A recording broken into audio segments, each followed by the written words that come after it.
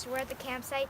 It's Jack here, and I'm just feeding the fire. So I'm cutting off branches with the axe and, well, the hatchet, and then putting them in the fire, but not fast enough. How do you feel? Are you having fun? Yeah.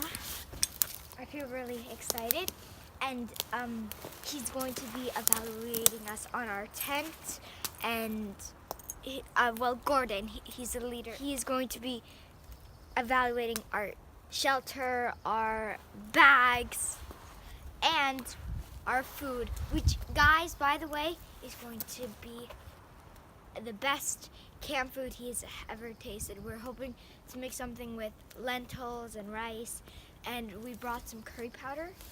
Well, not something you'd usually cook on a fire that's, you know, well, beside a fire.